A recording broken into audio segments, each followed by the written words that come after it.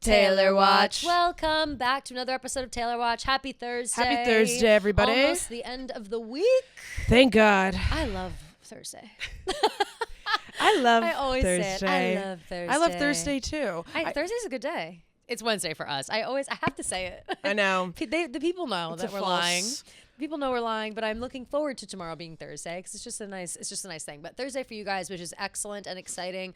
Weekend coming up, depending on where you are in the world, it's chilly. We got a cold front, Freaking cold coming in everywhere. I Cold, know. rain, blah blah blah, which is annoying, but it does mean it's the perfect excuse to head on over to the liquor store. Yep. Get yourself a little dranky drink and Yep. make a cocktail at home. And of course, the number one cocktail to be doing that with is Pink Whitney Pink Lemonade flavored vodka. Yep, we love Pink Whitney so much. You guys know that. They have every size that you need. They got the big boys. They got the 20-shot buckets with 20 nips in them if you want to be the life of the party. Yes. They got the medium-sized handles. They have everything. It really is the perfect mixer. Alcohol, iced tea, Red Bull, Yes. seltzer, whatever you Yes. want to put in it is delicious. Pink lemonade flavor. Can't go wrong with that. So take your shot with Pink Whitney. Perfect. Love Pink Whitney. Love Pink Whitney. Yes. Love hockey. In fact, I am going to a hockey game tonight, Gia. I was curious about yeah, why. Well, can't decide Sports girl. I know I am a sports girl. Listen, don't clip this. I was invited by someone. Ooh. And so now I'm going. A special someone? Someone who may be playing the game. Oh. I know. Okay, Kelly. Okay. Fucking dying at Oh this. my I don't God. know how, Wait, I'm like dying for you. Oh my God, that's fucking so crying. exciting. I'm crying. I can't say who. I'll tell you who. I can't Yeah, say obviously. who. No, you can't say, but oh my God. No, I fell into a DM situation. I got a little DM from someone being like, want to come to the game? And I was like, yeah, why not? And then he was like, oh, want to go to dinner first? Like, actually, and so we went to dinner last night. And it was lovely. And so I agreed to go to the game. I'm bringing my friend Courtney. And we're going to the game. OMG. And I got a text of tickets. It's like hilarious. Oh like, my God. Hilarious. For the people out there, I've been to one hockey game in my life. And it was like through Barstool, 7 years ago. Like, I don't even know how long ago. I'm telling you, from But who knows? first-hand account, I used to hook up with a kid on the Michigan State hockey team, and when I was going to his games, I Yeah? literally felt like the coolest girl on earth. So I you feel like I'm you gonna may feel fall cool. in love with this man. I might. He's younger than me, like, significantly. Oh my! So oh, we'll- okay. Oh my God! he's literally your age. This is so exciting. Wait. Oh my God! This is so exciting. I'm freaking out. By the way, all day I've been like, I was texting people before being like, I don't want anyone to know that we went out. Like, I'm not talking about it. So I haven't talked about it once outside. Yeah. I've been dying to talk about it Oh, all day. obviously. Oh my But I just don't want God. the boys gossiping, but Yes. the girls can gossip. So yes, I have a hockey date this evening, and we'll see how it goes. OMG. Wow. We'll I'm see so how it excited for goes. you. But yeah, dinner was good. We had we went out to Restoration Hardware, which I love. And Oh, yeah, the I know. rooftop? The rooftop, Nice. yeah, which I love. So we went there, lovely night, had a good time. Home Good, early. Good convo?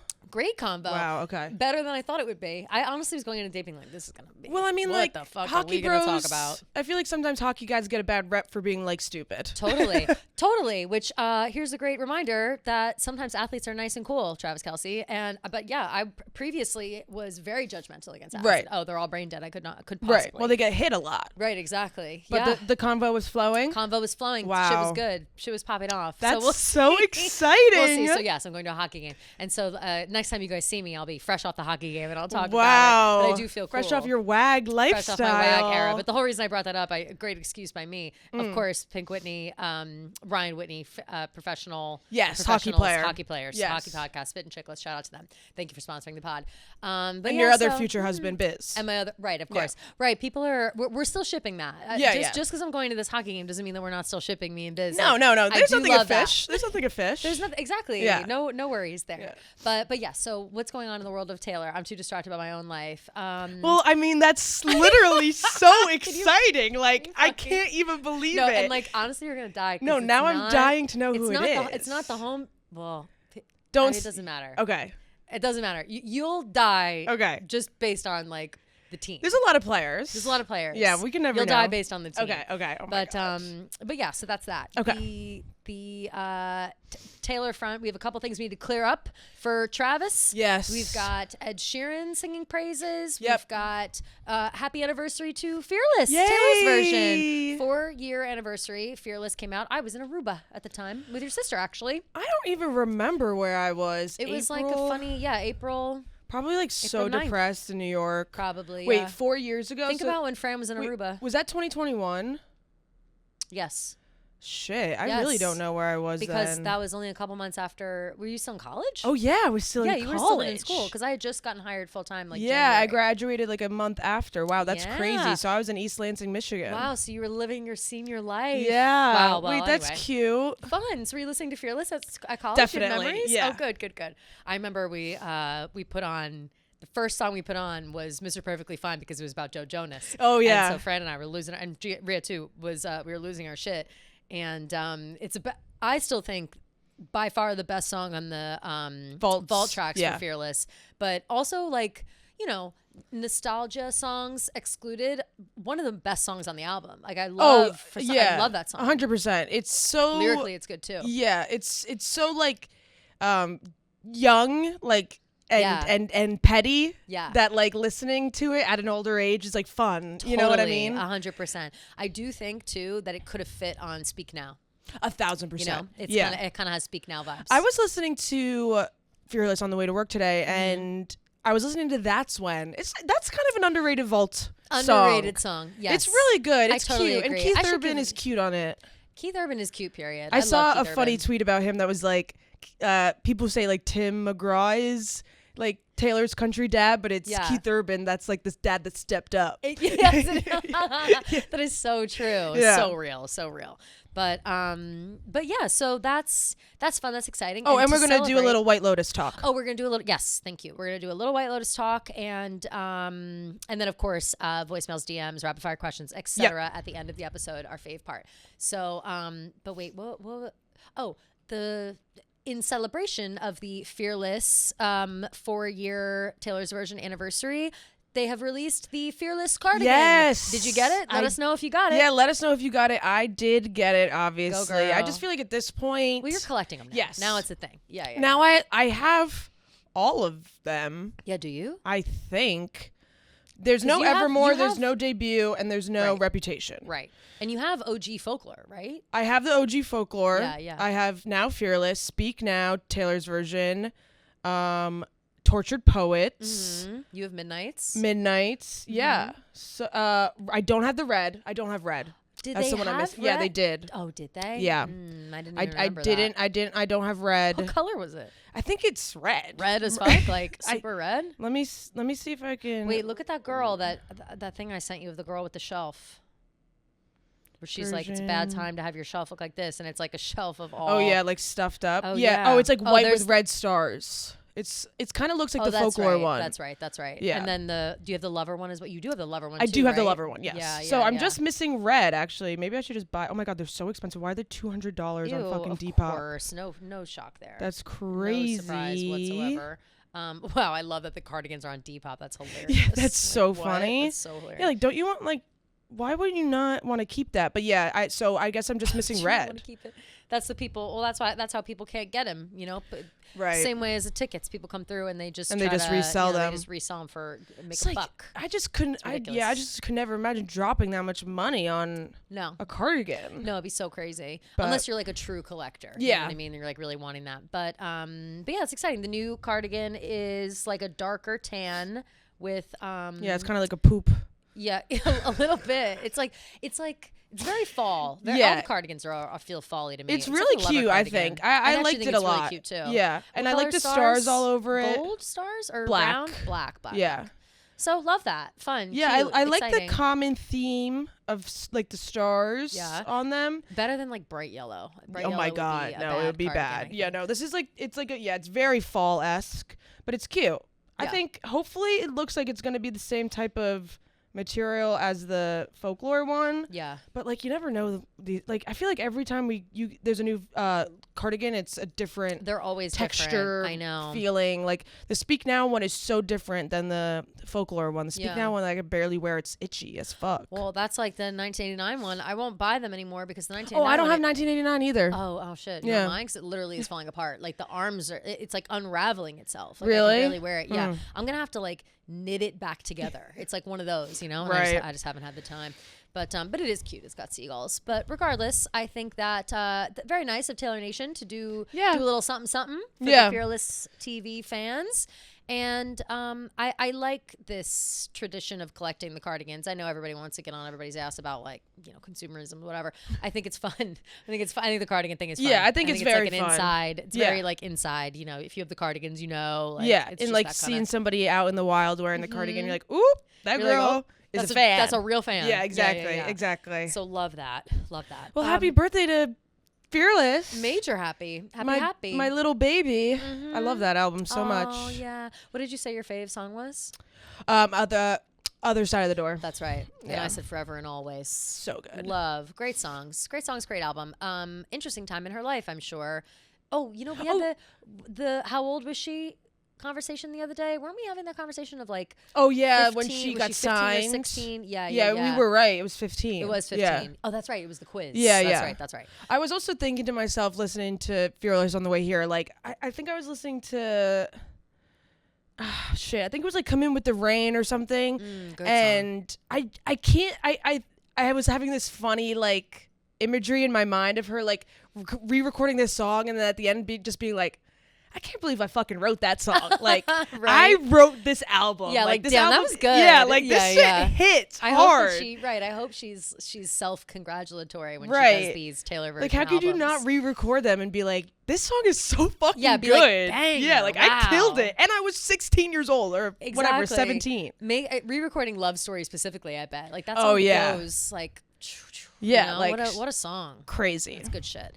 Love it. Love her. Love her being fearless. Yes. And and happy birthday. Love that. Yeah, love you. Something that we need to clear up that we discussed last time on the pod. We had a long conversation about how Travis Kelce is very charitable and had purchased a $3+ million house to turn into like a housing / like, you know, like safe a home for boys, yeah. you know, athletics or whatever. Turns out false, not true. And he addressed it on New Heights, saying that he does do a lot of charity work with the kids in town and the community or He whatever. was like, if you see anything, was not one of them. It will be on 87 Running. Yes. Like, it won't be really anywhere else. Yes. Which is his charity, 87 Running. Yeah. Yeah, we got. We got. But listen, not just us, even Pat McAfee got. And he referenced Pat McAfee because I guess he brought it to, like, he found out about it through Pat McAfee talking about it or something. Like, that's why in the clip that I saw, he references Pat McAfee being like, well, he's always looking out for the boys. He must have asked, hey, is this true or something? Okay, you know? right. So I wish we could do that. I know, right? I always am wishing that. Hey, King. Yeah, Is this hey, true? King, is this for real? I mean, there could be worse rumors. There could be worse rumors. You know? But also, how about him stepping up and being like, no, like, I am charitable, but I didn't do that. Yeah. Like, that's a, you know. I appreciate that's a good guy. that. It's yeah. a good guy, not just He's not going to take credit or whatever. for something that he just and, like, didn't do. going out of his way to make a statement about it instead of just, like, ignoring it or whatever. Love that. You know, though, who is doing something, I don't know if I wouldn't necessarily put it in the category of charity, but with the kids, I said this to you on TikTok in the middle of the night one day, the other day. It is Cam's brother. Oh, yeah. Yeah. Oh, my God. I really wanted to talk about this. Yes. So Cam's brother, Colin. Kalen. It's spelled Khalen, but I always forget how to pronounce or it. Colin, because, you know, we've got DJ Khalid, and so it's hard to. Anyway, Cam's brother is starting up a football camp for LGBT. It's pro LGBTQ plus youth football camp. Yep. And I love that. I love that so much. Wait, love what did it he so say much. Exactly. Let me read that thing. He said, hold on, I gotta look at my things. Tori sent you. Colin, not Kalen. Okay, it's Colin. Yeah, okay. Yes, it's NFL star Colin Saunders launches LGBTQ plus friendly youth football camp. Football is for everybody. Yeah. And I love that. And and and the comments are actually great here. You know, Cam obviously being like my favorite boy. Someone else saying real strong men protect and support the vulnerable in our human society. Love it. As a gay man that turned down D1 college offers because I didn't think I could be myself proudly. I'm overjoyed to see this for the next generation. This is what positive masculinity is. I just love, I think that that's wonderful. He's on, he was on, let's see. There's more actually to this. It says, the New Orleans Saints player announced at the GLAAD Media Awards that he'll be welcoming the LGBT youth to his football camp later in the year. They said, it feels as though there's not really a space for the community in the very male-dominant and heterosexual-dominant sport. Being an ally is more than just saying, I support, but it's also showing up. That's so great. Let's see. That came after he went to the Pride Football Clinic. I was able to go out there and get to talk to some of the people participating in it, and man, they were great conversations. That's great. Love. That's honestly a brave thing to do as a football player. Totally. Because I just feel like American football, I mean, look at the way that people reacted when Taylor Swift got involved with American football. I know. God forbid, like, gay people, you know, bi people, trans people get involved with football. It's like people are so up in arms. I mean, you can count the name. I mean, I only know one openly gay, Michael Sam, right? He's the only. That's who. Like, there's one guy that anybody has ever talked about that's gay, and that's all they ever talk about. They always mention it, or they did when he was playing. I don't know his life right now, but that was it. It just was like, you couldn't fucking believe it, or you couldn't whatever. It's really sad, like the stigma that's still so there in football. Like, even just like,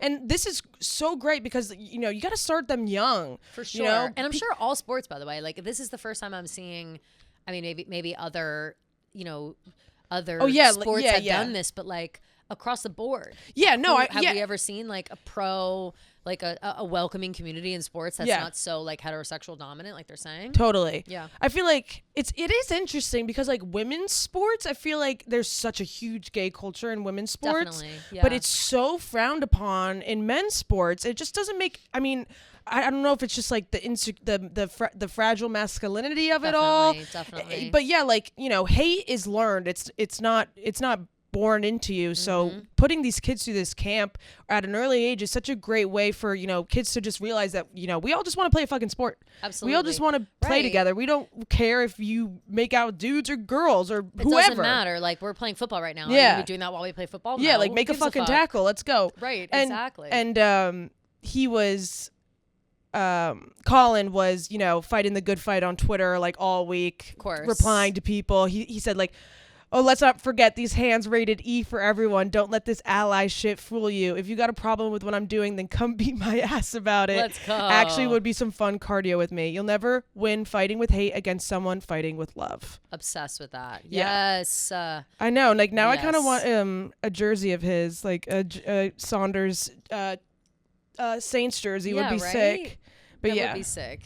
It's a really awesome thing for him to do, and like also his brother Cam is gay, so like it's just like such a supportive thing to do.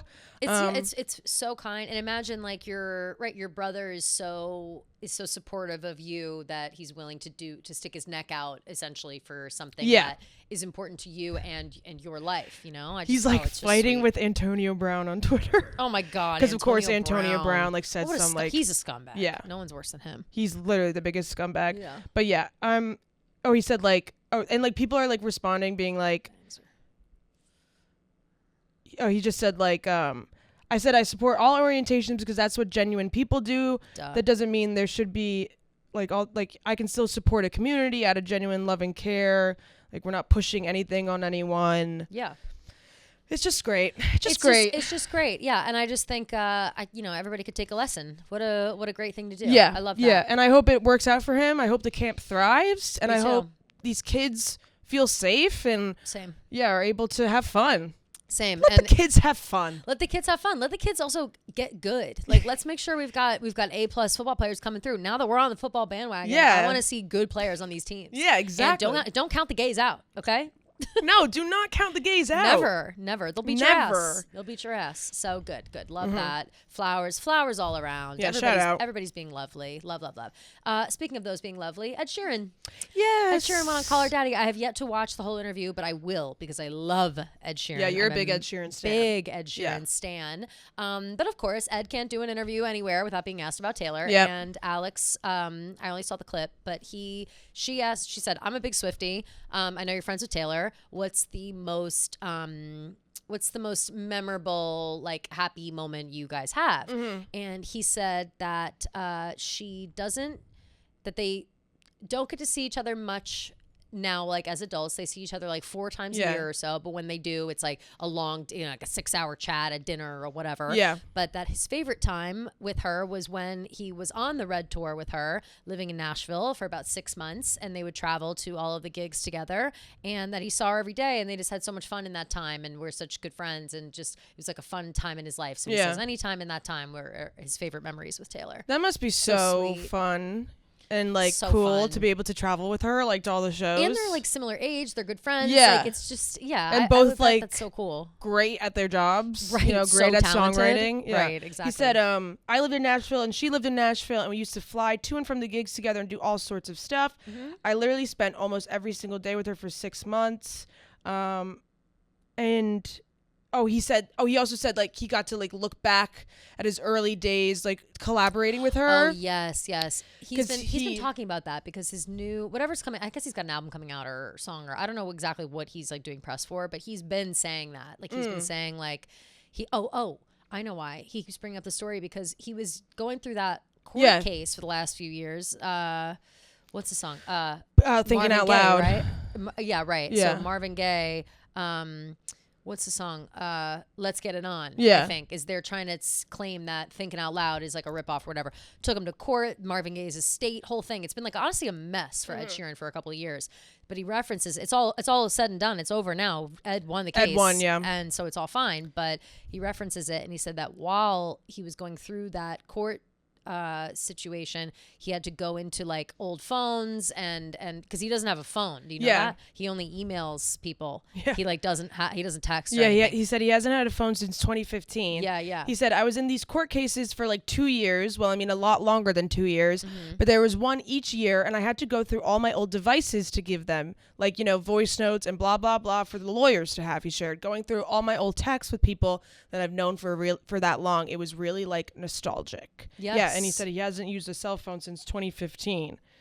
In the so lawsuit, crazy. They order you to give up all your devices, so I handed everything in, but I haven't used a phone. I moved to a tablet in 2015, just on email. So I switched off my phone in 2015 and left it in a box. I think that's hilarious and awesome. That's so crazy. He said, I switched it on and it was like going into a time machine. Like the first text was my friend that had passed away the year before. Yeah. The second text was an argument with an ex-girlfriend. The third text was a family member I haven't spoken to in 10 years. The fourth text was another mate that died. Yeah. That's so crazy. He's told this story a couple times now. I think just in reference to this, like going, diving back into his life. I think on one of the like late night talk shows, he brought it up, but he said that he didn't really love it. He didn't he wanted to. I mean, I can't imagine. Wish I could just kind of keep that in the past. Yeah. I think he said something along the lines of like some things are better kept like in the. Well, in the yeah. past. I mean, like I feel like that kind of leaves you with almost like a guilty conscience. For sure. Especially with like those friends that pass away. You're like, oh man, like. I never answered this text. Like, right. What could have changed if I did? Stuff like sure, that. If it's something, yeah, right, like something and you can't help but like think that kind of way. Right. I feel like that would be really tough more than it would be even like if they were not like fun. I didn't necessarily take that to mean that there were like unread texts, more so like texts that were still on the phone from that time. Okay, that's more how I interpreted it. But I still think that makes sense. Like, right. You look back and you're like, with fresh eyes 10 years later, and you're like, wow, if I had responded in a different way, like maybe we'd still be friends, or we'd still be together, or something would be, different. Crazy. But he said going back, it puts you right back in that place that you were in. Like, reading messages like that. I am so bad at that. Like if I never want to see an old phone. No. Because it will fuck me up. No. Like, I never want to, like, if I am done with the phone, I have all of them, but I don't look at them, and I don't want to. I went through, like, such a dark spiral once where, like, I, like, retrieved like old texts on like my no. laptop. No. And I just was reading through them like all night, and like I was like really on the brink. It's so bad. It's like, so you bad can really, because really you're just harm like yourself it's like like that. yeah, it's like masochistic, like almost. For You sure. know, Well, like it's you're doing it to hurt it's like yourself. emotional cutting. You know? Literally, like, yeah. It really is. Like you just really beat yourself up about it, or like just sit in that sadness that you feel from maybe you're having maybe you're reading. Most times I'd go back and like read arguments that I'd have with like an ex-boyfriend, or like read him dumping me, or like whatever, to really like feel bad for yourself. Yeah. But it's toxic. It's not good for you. But Ed Sheeran made it through. He's got a couple songs. So is he coming out with a new album? He has a new song that just came out. Oh yeah, I saw that. Azizem.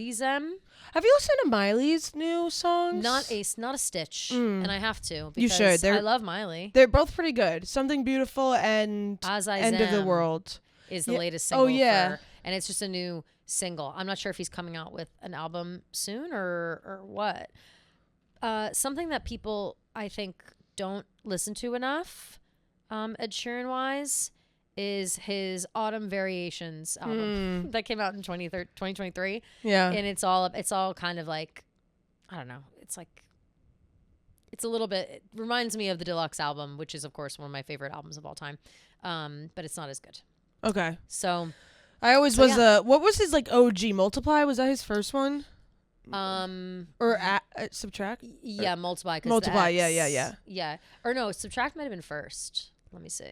I don't remember, but I'll tell you. I was like obsessed with him during that time. Like when he opened Of course. for So One good. Direction. Or did he open? Yeah, he opened for One Direction. Plus was his first album. Yes. Plus, and then Plus is like 18 and then- and like You Need Me, I Don't Need You. You need me, man, I don't need you. yes. Or maybe that's on a different You Need album. Me, I Don't Need You. Yeah. And the A Team is those are the big ones, and Kiss Me, those are the big ones. Oh, from yeah. Plus. Kiss me like I wanna. And then and then he's got Multiply and then Divide. But he doesn't like, is it called Multiply? Yeah, it is. I'm pretty Okay, sure. Yeah. And then he also has one called 5. It's just the number 5. Huh. But it's like a collection of, I don't know. I got to get out of Ed Sheeran. Anyway, so that's what's going on with Ed. And I'll definitely go back, and when I watch the whole thing, if anything else interesting comes up, we'll bring it up. He also said he would never do the Super Bowl, which was funny. Oh, I cracked up at Yeah. that. And I love that self-awareness. Yeah. He's like, they don't want, he's like, He's well, I'm like, going you to go don't up want and to be do perfect. Right, I'm going to do the A Team and perfect, and then what? Like, nobody wants to see that. Yeah. Unfortunately, I would love to see that, but I agree that the Super Bowl isn't the Yes, place. it's not the place You gotta for have that. pop hits and hip hop. And Yeah, all the unfortunately, drama you want to be twerking, not crying. right. Exactly. So, power to Ed. Happy for him. Love him to death. Love him. as always. Gia, I know I've been talking a lot about how I'm going to an event tonight. I'm going to a sporting event, and Well, if you can't get invited by a player, exactly. what's another way you can go? What's another way you can go? And that, of course, is game time. What time is it? Game time. Game Always here for time. us. Game time. Of course, we've talked about that nonstop over the last couple of years. They helped us out a ton while the Eras Tour was going on because we were able to head to Miami on their dime. We love Game Time for that. But don't forget that not only can you get tickets to concerts and sporting events, but think about plays. Think about offshoot events. Always look at Game Time for things happening in your area for the best prices and the best seats at different events that you want to go to. Yep, they don't make it easy to buy concert tickets these days. You got to sign up for the pre-sale, get in the queue, and by the time you get through, the best seats are gone. Going to a concert or a show or anything should be about the show itself, not waiting in a virtual line. And lucky for us, we always use Game Time, the official ticketing partner of Barstool Sports. Plus, on April 22nd for Earth Day, when you select and purchase a super deal, Game Time will plant a tree with the proceeds, which is That's amazing. beautiful. Yes. Oh my God, you guys, download Game Time. So I have really been into baseball, and I went to opening day. I fucking love going to baseball games. So I do I've been too, G. We should looking go to at one. Yankees games. I would love to go to a Yankees game. Love. Let's go to a Yankees game. Let's go to a Yankees Let's game. get a crew. Okay, let's Let's do it. go. I'm seeing tickets for $5, $10, what? $31. Get out. Yep. All here right on the app. So many different seats. So many $50, $42. Great seats all over the place. Oh, damn. Okay. For the Giants versus Yankees game this weekend. So exciting. Fun.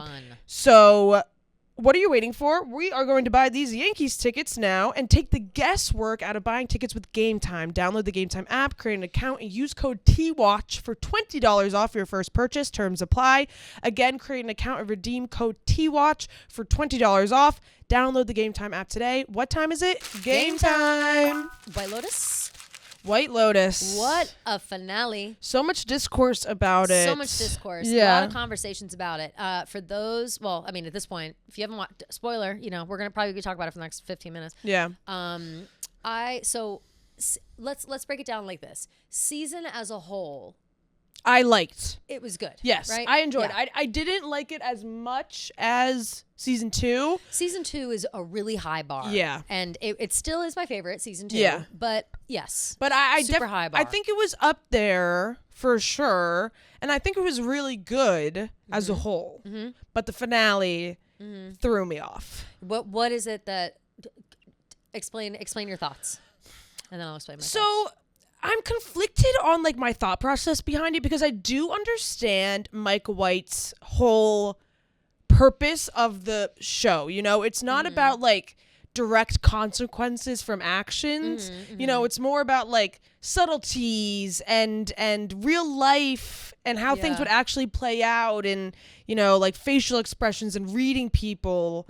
Character building. Yeah. Yeah. So He's a character guy. Yes. First and foremost, for sure. So I totally get that point, but I just feel like with season 2, like there was these big like climatic moments that were like, okay, like this is kind of the payoff Right. for all of these little subtlety moments, all this like small building, all these like things where you think something's gonna happen but then it doesn't. Where I feel like as in the end with season 3, you don't get like any of that payout. Like there was really nothing, or payoff, should I say? Like there was really nothing with the ending that I was like, okay, like I'm satisfied with this, or like I wasn't expecting this, or like, whoa, this was a crazy moment. It was all kind of just like a little bit of rolling my eyes. It felt flat for you. Yeah. Yeah. There were moments where I was like, oh my God, like with Lachlan getting poisoned, I was like, oh fuck, like he's about to die. Like this is crazy. That was definitely the biggest shock I had for while sure. watching. I think I see your perspective. I feel differently about it because I think I go into the White Lotus I very much go to enjoy the characters, and I rewatched seasons 1 and 2 like the minute before season 3 started, so I felt really engrossed in the world. Yeah. And it just felt, to me, it felt like, oh, we're picking up right where we left off in the same kind of vibe, whatever. And I didn't notice any kind of vibe shift or whatever, and I was really enjoying it. And I also think that lately I get caught up online in the discourse, and it affects how I feel about things. Yeah, for sure. And so I've just tried to like, I enjoyed it. I had a good time. I'm liking it. So that means I liked it. You Yeah, know that's I'm all that just trying matters. to trust myself these days. Yeah. But at the same time, I think that that what you're saying is interesting, and I have a question in response to it. Is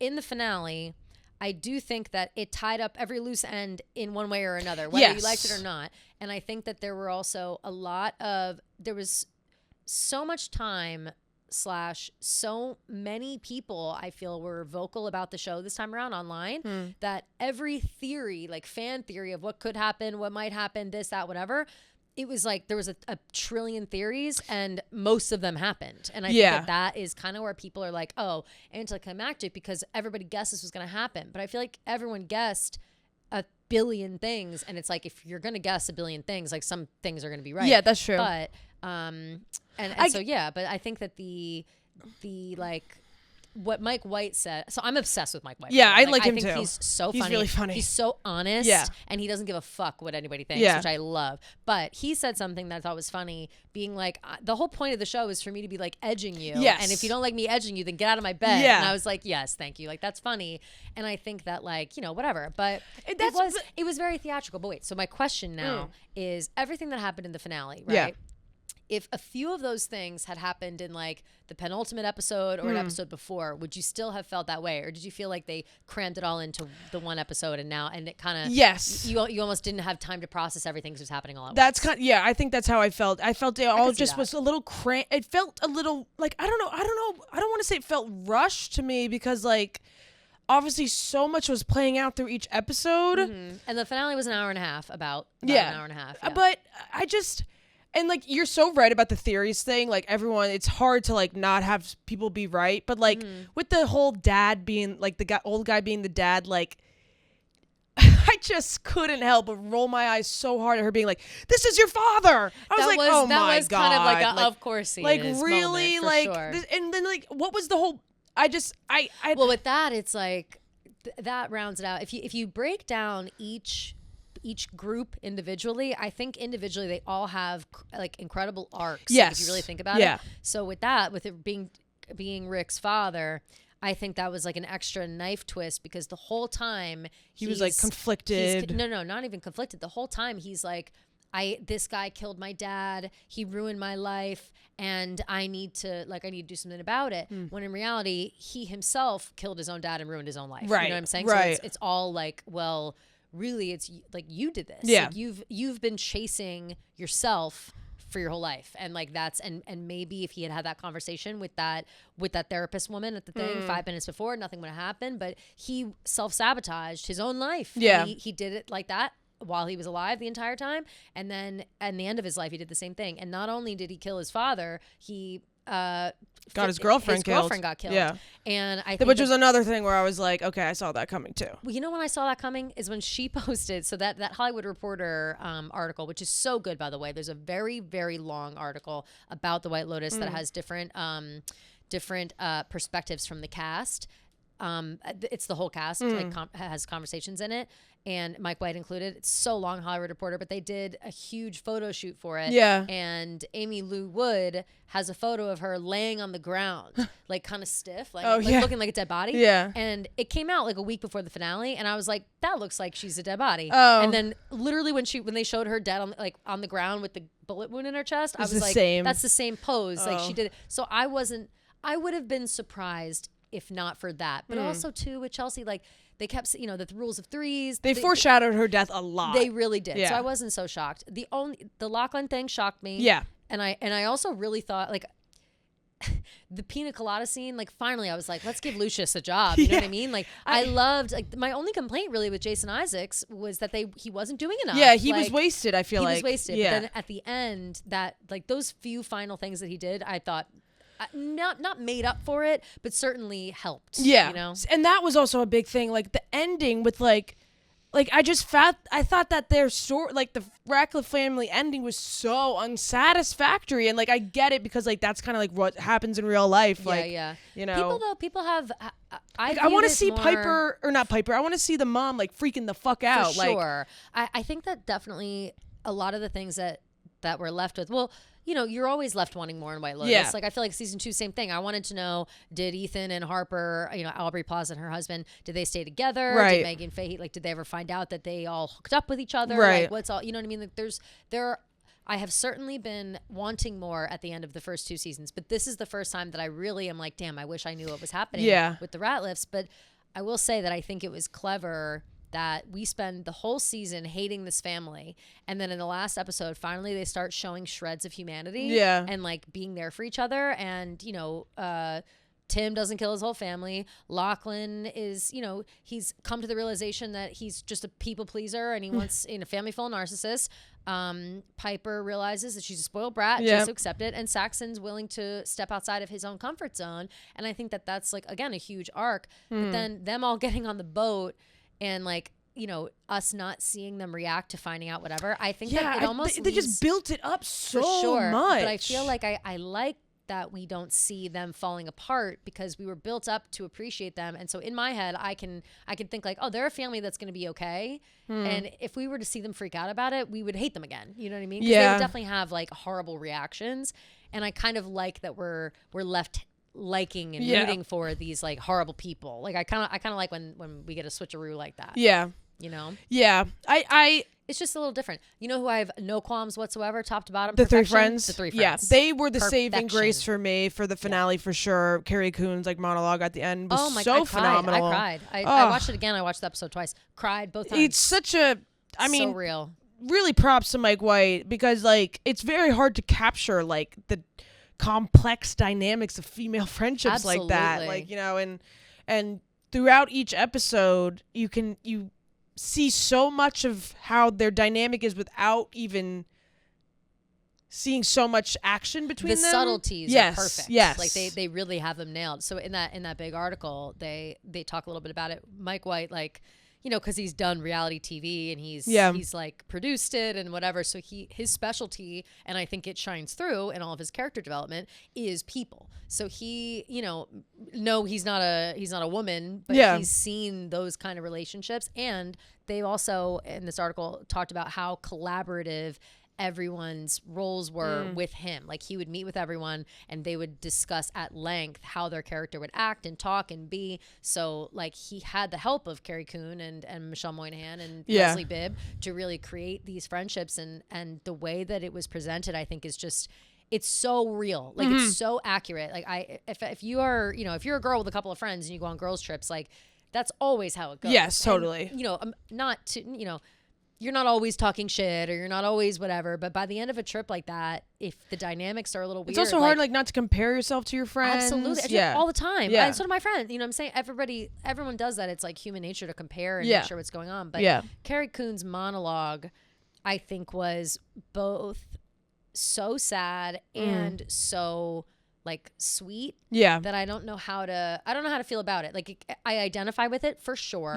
I also was like, you're being so hard on yourself, like, you know, and kind of in my head, but the way it was delivered, and then the, you know, ending message of just like, I'm happy to be at the table with my two friends, and it means something that we've been friends for so long. I thought really it was so touching. I just thought like, it's exactly how those conversations always go. Yeah, you know totally. I mean? Like the long convo, like drunk convo at the last dinner the night before you leave. Like I feel like it just always and works out that way. I think that was also like a big like moment of realization for her too, because like, you know, they talked about like how she like, you're like, oh, you're so you're always just like disappointed with everything. Yes. And then like at the end, you know, she kind of like, but I think honestly that reflected more on them two than it did on her. I agree actually, because well, if I'm thinking about it, like they're more like deflecting their issues onto her for almost. Sure. I think of it as like, you know, Jacqueline and Kate were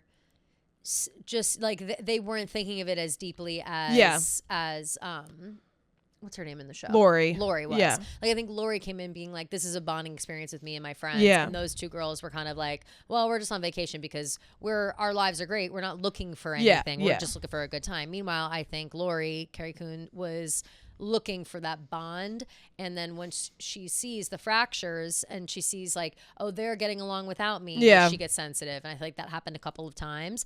But at the same time, like she had her own moments with both of them. So I think that it's just all how you look at it, and I definitely identify with a lot of the feelings she was having, the things she was saying, and it's just, you know, it was beautifully put. I have to recommend, if people, and I didn't realize, I thought everyone on earth watched The Leftovers. I didn't realize that people did not.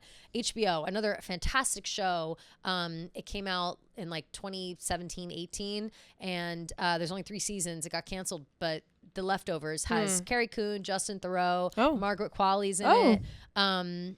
Honestly, star-studded cast. Really good. It's all about how, I think it's like 1% of the population disappears overnight. It's a very much like Thanos snap, but like without superheroes, you know, and how the world reacts to it. And it's like interesting, you know, like cults get on the rise. There's like a weird religious thing behind it. Like they don't know what happened. They like start thinking it's a rapture, you know, what I mean? So it's this big deal. But Carrie Coon is in it, and she like loses her whole family or something crazy. And so but she's a very it's like a very serious character, and she's excellent. That's funny because she's incredible in actress. Avengers: Infinity War. I know, which I watched this weekend. My brother, really? My brother was here this weekend, his birthday, and we watched Age of Ultron, Infinity War, and Endgame. And I fell asleep during Ultron. Sorry to Ultron, actually, and Infinity War. But I went back and I watched half of it. I was high. I was tired. They're long movies. They're long as fuck. Yeah, but I love them. But they're long as fuck. But so when we were watching Infinity War. When she comes, you know, she gets hit by the big spinning thing. Wanda throws her into the spinning thing. But then she's again in, this is so dumb, but she's again in Endgame. And I was like, how is that possible? But Thanos like brings her through in the time travel, you know? So she got to squeeze 2 movies out of it. I've been thinking nonstop about how how much money you make if you're in a Marvel movie. You know what I mean? Like, I Well, wonder that's how why much she money. like left, because she like thought she wasn't getting enough money. Fair. But yeah, I mean, like all the big name people. I mean, I'm pretty sure You're set for RDJ. life. I can't even imagine Oh no, what he he's gets. set for life. Like yeah, they and he's asked coming him. back. He's coming back, which is fucking crazy. I'm pumped because I love him. Just because I love him. I'm just like, so. Marvel has really lost me on the They like jumped the alternate timeline shit. Like Yeah. it's really lost the plot. So it's hard for me to be like excited about it when Yeah. and I was so I know emotionally you're- damaged of by course, Iron by Man's death. R.I.P. my dog Tony Stark. Yeah. Yeah. And then I had to listen to Me. Right. Which right. was Right. just, We know that yeah, story. Yeah. We know that story. So like the trauma was real, and then Mm-hmm. I'm just supposed to pretend like he's Doctor Doom. I know, but here's what I think is gonna happen. Like because I am a big fan of Doctor Strange, Multiverse of Madness. love Doctor Strange. I do really like that movie because it does like melt my brain a little bit. Yeah. It's hard to kind of wrap your head around all the time travel and Yeah. stuff, but I still really like it. And I love like the Wanda of it all. Like I love love Wanda. the witches. Yeah. I'm a big fan, obviously. But I think that we're gonna see, and these are my Marvel Marvel predictions. takes. Yeah. I think that because RDJ will be Doctor Doom, it's like in one of the timelines he went bad, and they're like, "Is no Iron Man?" Yes, you know that's what I mean? what it is. But so I wonder if they're gonna bring say they bring Spider-Man like back, and Yeah. he's like, "But we were, that'll be emotional, you know what I mean? Being like, right. Tony, like, what do you mean?" Right. Like, I wonder if they're gonna acknowledge that in a different timeline he's Tony Stark. They have to, I feel like they have to. and that to me is interesting. Because there are characters coming back that were on that timeline of Tony. Right, exactly. So, So that's like- what I'm saying. There has to be, and he looks, you know what I mean? Like they're not going to pretend that he's not. Like Yeah. I think that would jump the shark for me. Yeah, if they're that's gonna true. pretend like he's not Tony Stark and he's a totally different That'd be guy. silly. That'd be fucking crazy. But yeah, so we'll see. I don't know. But anyway, White Lotus. Other things that I thought were beautiful about the episode, the way things were shot, I think was Yeah. stunning. The death scene, like of Lachlan like dying. Yeah, that where was they, really cool. They loop it all the way back to that conversation that the Buddhists were having. Yeah. About when you die, you go back into the water, and Yeah. I thought that was stunning. Just a lot of What did you think about the character of Mook? I saw a lot of discourse Boring. about people. Yeah, people were like, Boring. "What was the point of her existing?" But it's to put Lisa in the thing, which again, I'm not upset by her existence, and I also die like. Is anyone worse at their job than Gay Talk? Like he's so bad at his job, but now he's protecting what's her face. I know. Forget it. Like he pissed me off the entire time. He's just so I know. so bad. I feel like those two were in it more for like the country of Thailand. Like I feel like that's what they were saying about Lisa. Mike White said he was like, we weren't gonna cast her because it was too much of an issue because she's so famous. She's basically a cross between Taylor Swift and Princess Diana in Thailand. That's what he said in that long article that I keep referencing. And he was like, she auditioned and she was really good. And then he was like, ultimately, it came down to the fact that like this, not only would she be fine for this like smaller role that's like a good role and she doesn't do anything bad and Yeah. you know whatever, that she's better for that. Like that would be nice for Thailand. He's like, that means so much to them.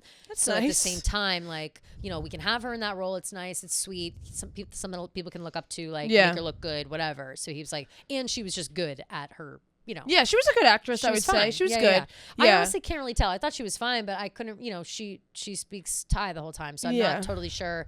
Like, I wonder if it were in English, like, if I would notice a difference in acting. Like, it seemed like she was acting well, but I have Yeah. a hard time in a different language sometimes. I almost feel like there was maybe too many characters this time. Like I don't know how many there were compared to last season. Like I don't know, maybe I'm just wrong and there was the same amount. I think it's usually It about the seems same like- amount. It's yeah. usually like 3 or 4 different Like different groups. squads. So like let's see, season 2 was the 2 couples. Yeah. Portia and Tanya. Tanya. The 2 Italian girls The 2 Italian girls, but they were also looped in with the manager.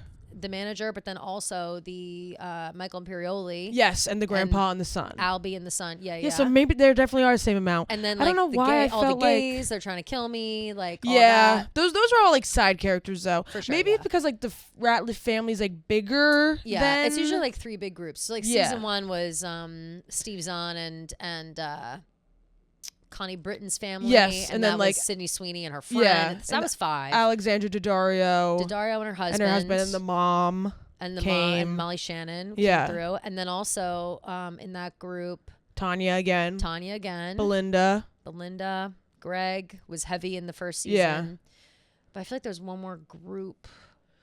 No, maybe just Armand, the Oh yeah, hotel he was a guy big and one in the first one. Yeah. all of his friends. Yeah. Yeah. So and that young kid with the blonde hair, the young one that like stayed in Hawaii at the end. He was like really cute. What was his name? Oh, he wanted to stay. Yeah, his name was like Willie or something. He's in the family. No, he's the one in the family. Oh, is he? Yeah, and he wanted to stay, but he didn't get to stay because he's only like 16. Oh, who am I thinking of then? I don't know. Sorry, I'm messing up the son with Lucas Gage, who played the one that Armand fucked. Yes. He works at the hotel. Yeah, as well. yeah. Okay, yeah. So yeah, I guess there are the same amount, but I don't know why. For some reason, I felt like they were all so different. Maybe because the storylines didn't intertwine as much. Right, they really didn't at all. Yeah, like, I feel like they normally kind of intertwine a little bit. Like even in season 2, like the girls spent time with Ethan and what's his face, the husbands when the girls were away. So that they intertwined with like literally every group pretty much. But yeah, you're right. This time around, like the women, like Guy Talk and Mook, it had nothing to do with anyone. I was so convinced that the Mook Rick, like, did we ever find out if that was Mook the daughter? And Rick? Like, remember? Oh, I was like, they had a moment, and that's when I thought she was a bad guy. I was like, she's a bad guy, and they had a moment, and then I thought that was going to be his daughter.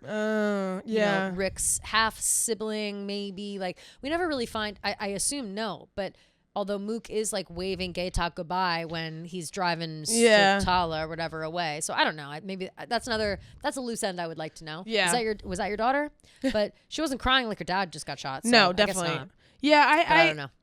Yeah, that's I think was another thing. Like there was really not a lot of crossover, and I thought there was gonna be some crossover with the women and the Ratcliffe family because of like the whole thing with Kate and yes, me too. The mom, but yeah, that everyone's seeming to think and that was just kind of just to show that she was a bitch. Yeah, I was seeing people say, and I agree that it's like to show that Victoria thinks that she's so above anyone else with money, even in that setting, they're at the exact same place doing the exact same thing, and she still feels better than her. Yeah. So but that makes sense, I think, for the storyline. So, but I would have liked to know more about that. Yeah, me too. Who knows though? There's always another season. That's true. I do hope we see some recurring people. Who would you like to see come back in season 3 or 4? Should I say? I would like some of the women. Yeah. Maybe Leslie Bibbs' character can come back, or Carrie Coon, obviously. Yeah. But Carrie Coon, I don't know. Like I liked her character in this. Like I feel like she wouldn't be frequently going to these places. Yeah, I do think that Leslie Bibbs' also like with Chloe, like and Greg, like I just felt like that was kind of whatever. I didn't care about. I liked Chloe, but I also didn't really care about her at the same time. Yeah, like she obviously like stirred the pot a lot. Yeah. So like that was a good part about her, but like I don't know. I feel like with Chelsea's death, like we didn't see anyone like react to it. Right. I was curious like about Saxon the timeline. or Chloe. I have a feeling that nobody knew. Like I have a feeling like technically they tried to hide it. They especially at a nice resort like that, they keep shit locked up. So I have a friend who works in hotels, and she says that like deaths like that happen constantly, and they always have to cover it up. Because you don't want people to know about it. But she said that people like kill themselves in hotels all the time. That's like a constant. It's like they're like trained to know what to do. That's because crazy. It happens so often. Isn't that crazy? What did you think about Zion? Wait, did you see that Zion and Piper were supposed to fuck? Yes. So that would have ruined it for me. That would have ruined it. I would have hated that. I would have hated that. They had a deleted scene essentially of Piper after losing her virginity. Yeah, after accepting the fact that she's a spoiled brat and whatever, thinks to herself like Saxon is right and all I need to do is get laid, and she apparently has sex with Zion at some point. Yeah, which would make no sense. Made no sense. But Mike White says that they cut it out because it was a little too rom-com-y right in the middle of like the father trying to poison his whole family. So it's like it didn't really make sense for the story, and I totally agree. Yeah, I agree 1,000%. I'm fine knowing that. And also they had no fucking crossover, whatever. So that would make no sense for her to just sleep with the first guy she stays. Also, I wanted to kill him, Zion, just because they gave him like the worst dialogue ever. He was like, "Come on, Mom, we're gonna break this bitch up and get this money. Let's go." Can I be so real? It felt like Riverdale. After it was exactly like Riverdale. Yeah. After the series was over, I did a little research on Zion. That's exactly how he is in real life. Oh, really? Yes. Like he did like an interview, like a funny thing. He had like maybe a little more charisma. Yeah. But it's pretty much exactly him. So I have a feeling that the collaboration was, and to be fair, Belinda's a little corny too. That's so I true. think that kind of, it does fit. I think that she would have like a corny son Yeah. who like flies all the way over and is like, I'm in business Get your school. money up. Yeah, I'm in business school. I got an MBA, baby. Like some cocky, like whatever, like that. Yeah, like I kind of see it. But also, the Piper thing is whatever. I'm fine knowing that. I don't think I would have cared. I would have liked to have seen, that would have been a fun thing to like build up over time. You know what I mean? Like her seeing him, meeting him, like a couple, will they, won't they? Like, then I would have liked to have seen it. Something else. Wait, fuck. Zion. Belinda. Piper. Mike White. Oh, Cristobal, the composer of the White Lotus has quit, and so here's the timeline of events. So Cristobal is his name for real. It's like Cristobal van der Veer, yeah, of or course. Something crazy.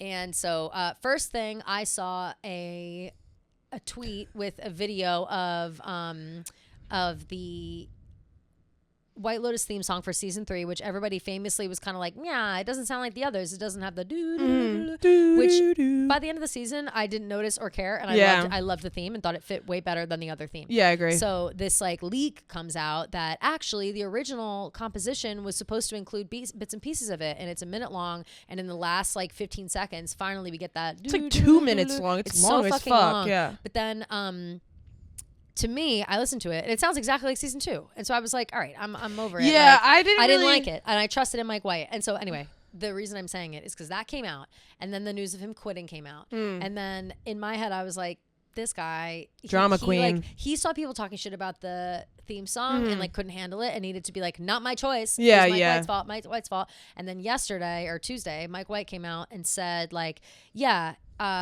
we like, he's being dramatic on like the creative differences aspect of things. Like, he's very talented, but he was really smug and he didn't respect me. Yeah. And it was a lot of, I had to kiss his ass more than anyone I've ever worked with just to like lead a horse to water. So basically, like, it sounds like it was pretty collaborative in the way that Mike White was involved in helping him, you know, reach the point where the music was, you know, involved in the show or whatever. Yeah. But that it wasn't like he came in and was like, here's the magic, you're welcome. It sounds like Mike was pretty involved. So for Crystal Ball to go off and go, I love calling him Crystal Ball, for him to go off and be like, fuck you guys, it's whatever. And so Mike White at the end was like, have fun on your next project. Like, bye. Yeah. We'll make do without I you. listened to the original and like, I get wanting to incorporate like the OG theme in the end, whatever, but like, it just didn't feel, it felt a little forced. It felt forced for to sure. me. Yes. And I like the OG. I mean, I like the one that they decided to go with. Me it's too. not as long, which is nice. And yeah, I mean, I feel like it perfectly captures the vibe of the season. I totally agree. And like tying in season 2, like, wouldn't really make sense because like, I totally obviously agree. there are Well, some times season with the one- stories, but season 1 has the same theme song as Yeah. well, but it's just slower. So it's Okay. like a slow version. Season 2 is pumped up. So everyone thought season 3 would be the same, but like a different sound. Yeah. And whatever that was released where it had the same, like the woo-woos, it really didn't. There was no difference from season 2. Like, it wasn't different enough where I could be like, oh, this is interesting, like a cool take on it. What I will say that I thought was genius is that throughout the series, throughout season 3, in like an ominous moment, hauntingly in the background, the like there were a few scenes where you could hear it in the background just for like as like a whisper, as like, oh, something's coming. That I loved that even more because it was like, oh my god, it's the theme, like it's kind of like an Easter egg of sorts. And so I thought that was better. And yeah, best of luck to Cristobal's next best project. of luck to you, Cristobal. We don't need you, Mike White. We don't need you. Yeah, that was funny, that whole drama. From like, Mike White. We need Mike White. Why do I feel like this season had like so much drama? So much drama. I think and was it's all very Jason emotional. Isaacs. I know. Jason Isaacs, what a shit stirrer. He's such a He cannot stop talking shit. When you were saying that, I literally just came up on my Twitter, Jason Isaacs, on the experience of filming the White Lotus, he goes, it was a theater camp, but to some extent an open prison camp. You couldn't avoid one another. There are tensions and difficulties. I don't know if they spilled from on-screen to off-screen or if it would have happened anyway. There were alliances that formed and broke, romances that formed and broke, friendships that formed and broke. So messy. It's a long period of time for people to be away from their family with an open bar and all the wilderness being in Thailand allows. I can't pretend I wasn't involved in some off-screen drama. there were times when things were not quite so fun. I was in some ways used to it, but within a couple weeks, my wife, who was with him on set, went, some of these people are fucking mad. I said, no, it's just a bunch of actors away on location, love. You've forgotten what it's like. Okay. Again, Jason Isaacs, gossip queen of the world. Like, we all know that. Lucius Malfoy once in. Like, I just, I wonder what romance formed and broke. Who knows? Like, yeah, who knows? what? It's gotta be Rick and Chelsea, but like, I was thinking that too. Walter not. Goggins. It could be any. I mean, he's married, Walton Goggins, but like, so that's a crazy thing to say. Oh, people also are getting weird about.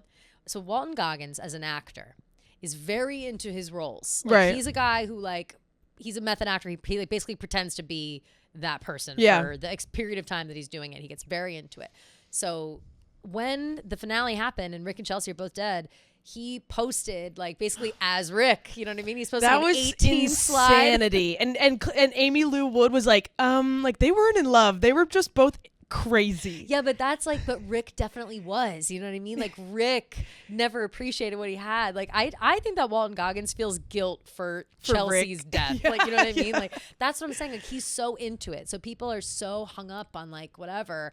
And, maybe one day we'll get the full story and maybe there was something more that happened. But I think it's more likely that he just has like this like love and respect and sadness like as a character for his co-star character, So, but he's a good guy. Like Walton Goggins is, he's not, I don't think, he's not a cheater. He's not a piece of shit. He's not one of those guys. I've never heard like bad things about him in the press. If you also go take a look at how he speaks about every one of his co-stars, men included, it's exactly the same. Yeah. Like I saw a he's few like in clips love of that. with everyone he works with. Like he's just that kind of guy, which makes me love him even more, to be honest. I also love how every photo of him is just like him with the girls. Like it's always like Walton Goggins, like hand on hip with all the ladies. He's such a diva. You're the fucking best. I love him. I bet Jason Isaacs was just jealous, Yeah. He strikes me as a jealous guy. It's just crazy to me. Crazy like, to say that. He just kept having like all these crazy quotes throughout the whole season. Yeah. Like his character really didn't do that much. Didn't do a whole lot until the end. Yeah. He's mostly quiet. But but all in all, I did enjoy this season. I liked it a lot. Like I wouldn't say it was bad or anything. And just because like there was a few things I wasn't happy with at the end, I would still say this season was like top tier television. Absolutely. It fits right in with all the other good TV on right now. There's a lot of good TV on right now. Like TV is at its peak at the moment for the season. Like we're living La Vida Loca. We're living large. Last of Us comes back this upcoming Sunday to prepare fill the void. yourself. Prepare yourself to fill the void. It's about to be an emotional disturbance on that show. For sure. I played the video game, so I right? I know what happens. You know what's up. I haven't played the game, but I heard people have been telling me to be on guard with my tears. Yeah. So we've got that coming. We got The Studio on Apple TV. I've heard a lot about that. Excellent show. Yeah. I'm currently watching that like All American Family or something that Ellen Pompeo. Did we talk about this already? Oh yeah, we did. Ellen Pompeo, orphan, basically. The orphan it's pretty good story. And then the other show I want to start, but Hulu keeps fucking up for some reason. Dying for Sex. I really want to watch that show. It's got Michelle Williams. Love her. And who I also, love. And I'm not sure who all else is in it, but Robbie, Gabby's wife, is in it as well. Who's Gabby? Gabby. Wendy? Wendy. Oh, the comedian. Oh, okay. Gabby Robbie. Wendy, like Bachelor, Oh, wait, that's Traitors. funny. Okay. Robbie, her wife, is in this show. Oh, Dying for nice. Sex, and apparently Okay. it's very funny and good and whatever. So I don't know how much she's in it, but she has a scene with Michelle. Well, you should watch The Pit. I watched The Pit. I watched it. Oh, you did? Yeah. Okay. The Pit is hard for me to watch because my mom worked in the emergency room. And so it feels very much like my mom's stories. She told me that it is the most accurate ER show she's seen. It seems like it. Yeah. Obviously, I don't know anything. I don't know anything about being in an ER or whatever, but like it seems super realistic. It is. And what I like about it is that it all takes place within one day, which is like crazy to even grasp because like each episode well, is it's like one fucking wild. shift. It's like a 12-hour shift, you know? So, which is crazy. It's really, really good. I didn't realize that the main guy was in ER. Yeah, I didn't know that. Original ER. So that's why it's like a big Noah Lyle, right? Yeah. So that's why it's a big, I've really been enjoying deal. that and really hating Yellow Jackets.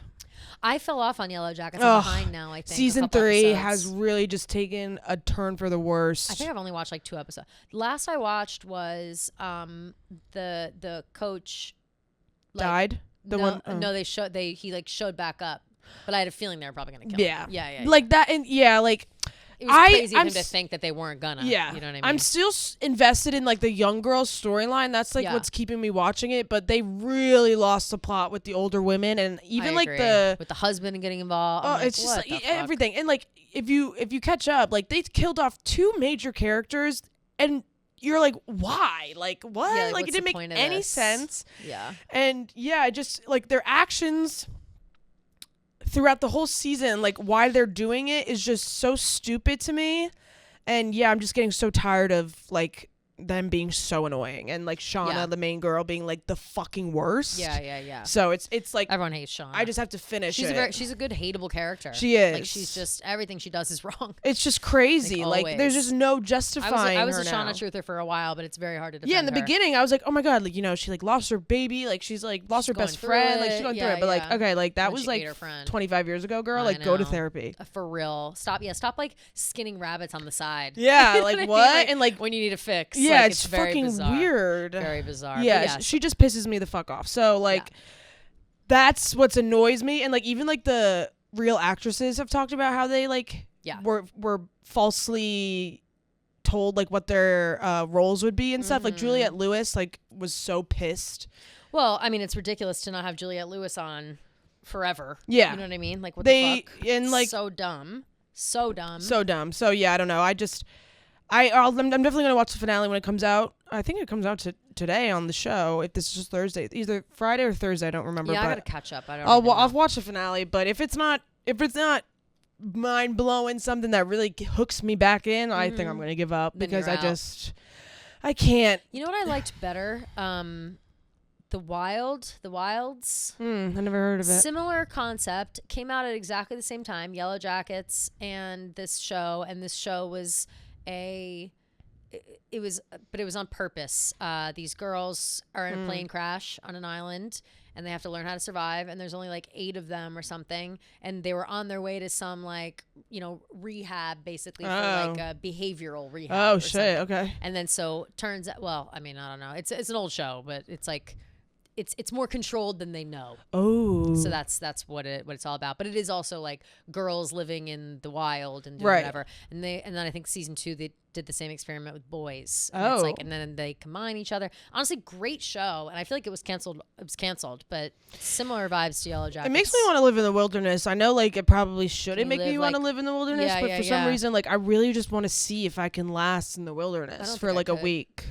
Well, I think I could. I'm acting like I'm some like wafy flower. Like I feel like I do that all the time. Like Piper. Like, oh no, I could never. And it's like, no, I definitely could. Yeah. I like was pretty rough and tumble for a long time. Yeah. Like, I'd never, only recently have I become like a pansy ass. But I think I could do it.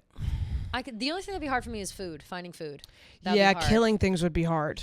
Killing things wouldn't like I wouldn't feel like guilty or anything. Yeah. I just mean like finding like a weapon to kill it with, finding a bow and arrow. Something, yeah. You know what I mean? Like setting a trap would be difficult. I think like those things would be hard. But building a shelter, I would love that. Almost sounds fun. Yeah, that sounds fun. Let's home decorate. I'm very crafty when it comes to like using what's around me to make something. I could definitely do that. I could be good at like hunting and gathering, I think.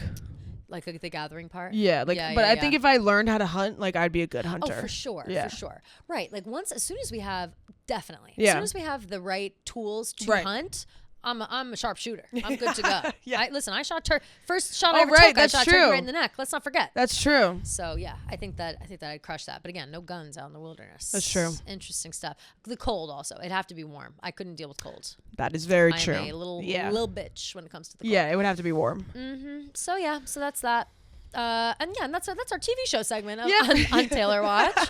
But yeah, White Lotus was just such a big discussion. Hard not to discuss it. But definitely. Good show. Looking forward to season 4. I'm sure there will be one. I think they've already they haven't announced that it's renewed, but of course I think he said he wants to like move away from like the beach stuff. Yeah, which I would love. A lot of good cool places they could go with that. They could do a snowy location. They could do the pyramids, safari. A lot of different options away from the ocean that I'm excited to see.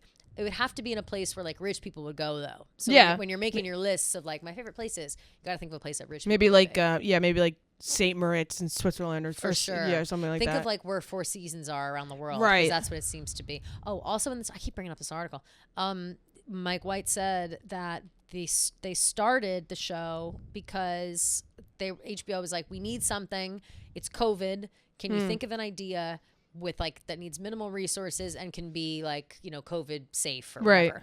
And Mike White, that's why he picked a hotel, because he's like, because no one's going to hotels right now and we can all stay in one location and it's whatever. Yeah, so that makes sense. How the story started, like, and why it was at hotels and stuff. I like that. I thought it was interesting.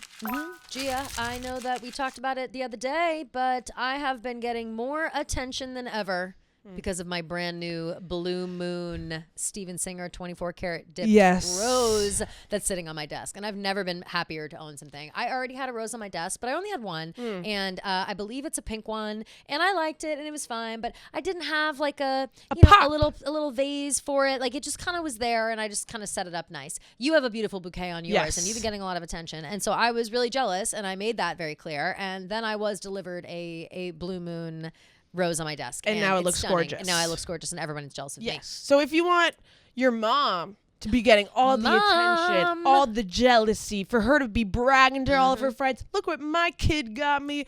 Look at what I got for Mother's Day. I got the 24 karat gold dipped Blue Moon Rose limited edition from Steven Singer. Everyone's going to be so jealous. I'm legitimately getting it for my mom for her desk. Oh, like, I'm not kidding. They're like, gorgeous. Like, she will die for this. Like, this is such a good mom gift. Like, we talk about this all the time. We love Steven Singer. Definitely, you know, we talked about it a lot around Valentine's Day for your significant other and friends and et cetera, et cetera. This... If you were thinking about it then, do it now because it is the perfect Mother's Day gift. Perfect Mother's Day gift, really. And you can skip the flowers that die in a week because Steven Singer Jewelers' signature gold dip roses are real roses dipped in real 24 karat gold and are guaranteed to last a lifetime. So you can give her something she can look at and remember how loved she is all year long. This forever gift of a real long stem 24 karat gold dip rose has Steven's full lifetime guarantee and it comes to you in an impressive gift box and your own personalized Mother's Day note. So order now exclusively at IHateStevenSinger.com. Hurry, because these will not be restocked and supply is limited. Shipping is always complimentary, which means free, and nothing says I love you like a real, authentic Steven Singer 24 karat gold dip rose that lasts a lifetime. Only available on Steven Singer Jewelers in Philly or online at IHateStevenSinger.com. Shall we get back? Let's do it. And Jump hear from our Taylor Watch into girlies. Voicemails and DMs. Fabulous. Okay. Hi, Kelly. Hi, Gia. This is Gail from Rhode Island. Hey, Gail. I love Hey, the Gail. podcast. I look forward to watching every Tuesday and Thursday. Oh, yay. And I was just wondering, what percentage-wise do you think the chances are that Travis and Taylor will be at Coachella at least one night, either this weekend or next weekend? I'm thinking it's about 75% chance. She's been not hiding, but we haven't seen her in so long. Will she keep that going, or will this be her chance to show up and her and Travis have some time together in the public? So, love to know what you both think, and keep up the great work. I love it, and I especially love when you sing together. Thanks, bye. Yes. Thanks, girl. Thanks, Gail. Thanks, Gail. Love you. So Honestly, interesting. I'm curious to your thoughts because you were. I was so dead set on them Right. not going. Oh, I thought you were saying like they'll definitely go. Last time we talked about it. Oh, did I? Oh, I feel like maybe. maybe feel I was like, you were like, oh, the maybe- pit. Maybe I was thinking like they won't go GA. Oh, yeah, Like there's maybe. no way they'll go GA. They'll just be backstage. Yeah. You said something like that. Yeah, And I think I said something like Bleachers isn't there. to Right. Jack Antonoff, which I think was part of the reason they went last year. Right. Like the Coachella. I'm trying to. I honestly. Lady I'm leaning Gaga. I'm leaning toward. Oh, Gaga, maybe. But I am kind of leaning towards no. Gaga would be. Gaga Post might Malone? get her there. Gaga might get her there. I don't think Post would get her there. We love Post, but I don't think. Yeah. Unless he's he's not going to sing Fortnite. You know what I mean? Right. He doesn't have a big enough part in it to sing it. Yeah. I am interested to see, but yeah, looking at the lineup makes me think no. Yeah, I'm thinking no. But I could obviously, we usually eat crow with stuff like this because So like usually true. the stuff that she we don't think she's gonna go to, she does. I and- know. Every but- time. Yeah, it just, yeah, like last year made sense with Bleachers and Ice Spice. Mm-hmm. This year, like, there's really no one that like she's like besties with, you know? Yeah. Yeah. So But I don't know. I really don't know. Something in my gut tells me no. But Yeah, I I would say, do like, think that, like, right, every time we say that. 45% is where I'm at. Yeah. Of I'm yes, gonna she'll say, be like, there. 20.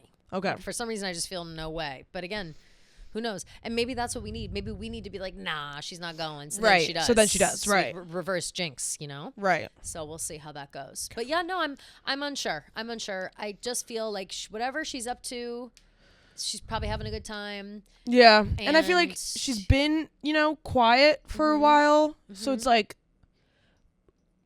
I feel like maybe, I don't know, if I was in her shoes and I was on this huge tour or whatever, I would want like a nice period of time to just Same. like be by myself, I was stuff thinking like about that. the other day, like the come down from the tour. Yeah. Has to be Crazy. Like not just, you know, exhaustion and all that, which I'm sure, you know, there are moments where she'll have lazy days and then still you still want to keep your body moving because you were moving so much. Like to stop all that in one day is like almost too much. I feel like that'd be like hard on you physically and mentally.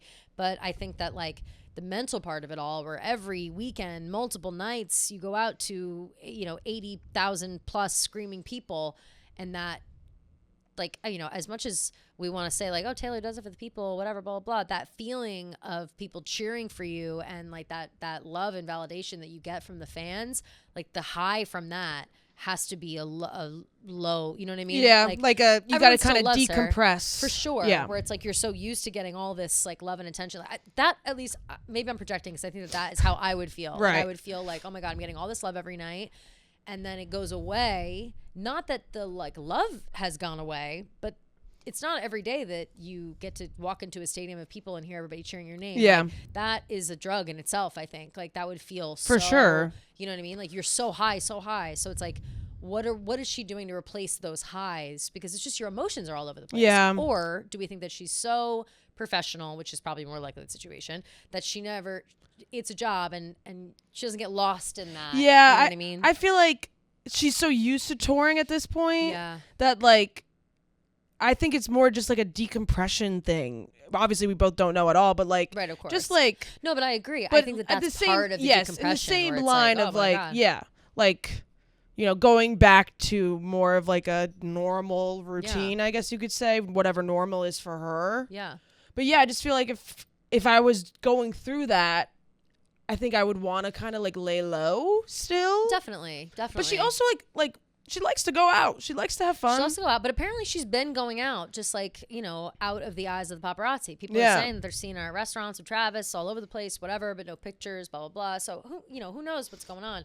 But yeah, I know that mentally, I think, you know, I've done a couple like live shows, and the high gets you going for a couple days. You know Yeah, what I mean? for Like, sure. Imagine doing it for like 2 years straight. Yeah, it's crazy. It's like I feel like I'd cry a lot. Like I'm an unstable person for sure.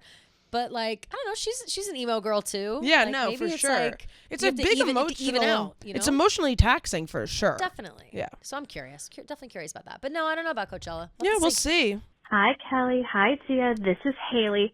I What's hope you up, guys Haley? had an amazing weekend. I hope you guys have an amazing week. Angel. Also, on a side note, happy Coachella this weekend. I can't wait to see every clip on TikTok and Instagram for Coachella. Mm-hmm. But also, happy 1 year anniversary of the Torture Poets Department. It has been Well, a year close. Yeah. everything Taylor has given us in this album. 10 It's days. one of my favorite. Personally, one of my favorites. I remember, and you guys clearly all remember at the Grammys where she announced, I think it was the Grammys that she announced she had an album, Torture Poets Department. I remember that. I loved Kelly's video of her reaction and then telling her, I'm from the future and the album is amazing. And when we all anticipated to listen to the album, we got a double header for a anthology of the Torture Poets Department. Oh my God. It was a double hitter. Loved it. I especially love you and Gia's reaction to the Torture Poets department listening.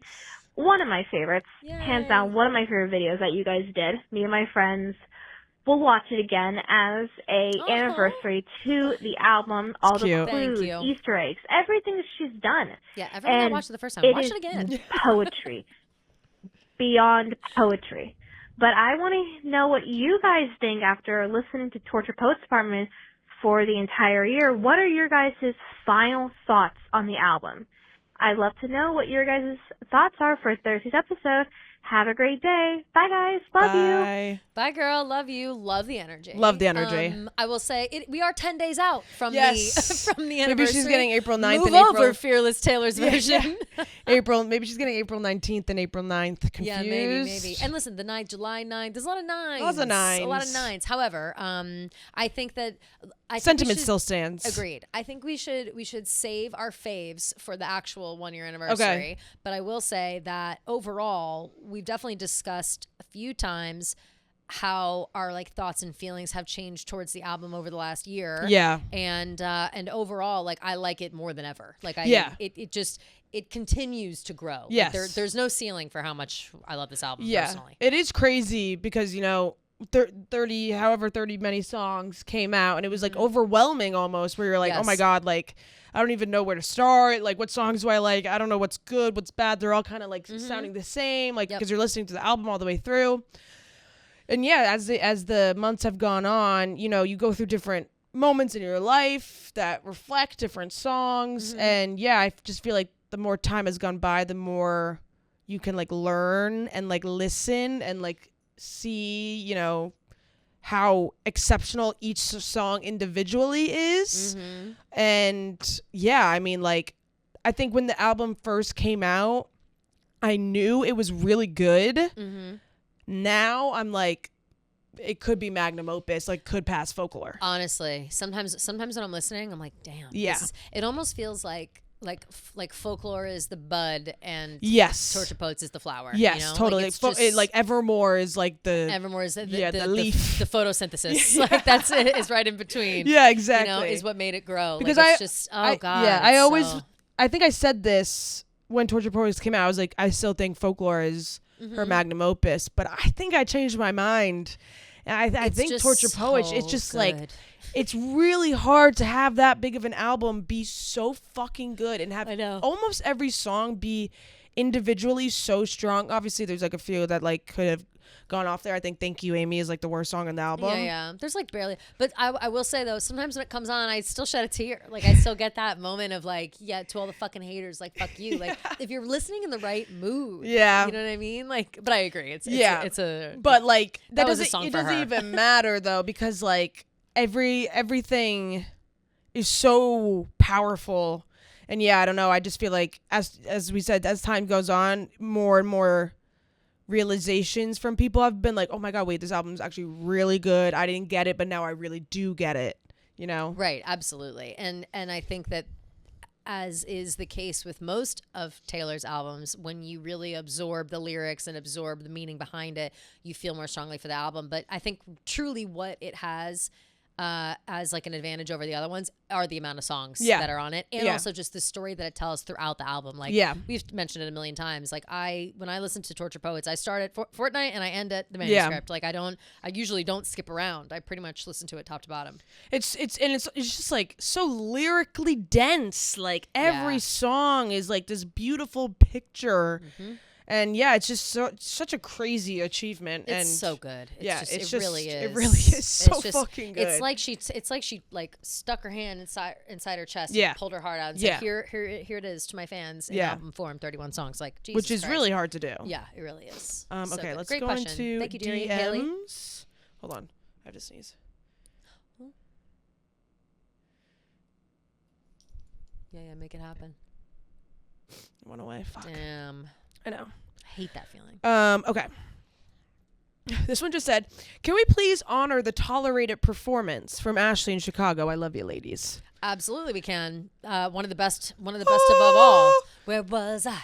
I made you My temple, my mirror, my sky. Now I'm begging for footnotes in the story of your life. Drawing hearts In the bylines, always taking up too much space and time. You want to know something that maybe it's kind of crazy to admit, but when I first heard that song, I kind of thought it sucked. Oh no, I didn't like it at Because first either. and that like yes, I'm so with you. John yes. Hart's in the bylines. I was Yeah. like, what the fuck is this? I But then- understood it, but the tone is what it was a little too. Because the I don't wanna flow say is very whiny, interesting. But yeah. if I said whiny, is that offensive? Like at first listen, I was like, damn, she's really ragging on. Yeah. And then of course I'm like, well, I can relate. Like Yeah. of course, and you kind of go through the lyrics and you hear the pain behind it. It's hard though to think about like. I mean, it also could be that I haven't exactly experienced it. Sometimes with a song, especially a Taylor song, like sometimes she will write about things that I don't exactly have firsthand experience. And I do have experience like being taken advantage of, I guess, in terms of like my love and compassion or whatever, but not to the extent that I would tolerate it. You know what I mean? Like, right. So, I mean, and maybe I have if I really dig Tolerate deep down, it. I've but- said this before. It always reminds me of Prince Charles and Diana.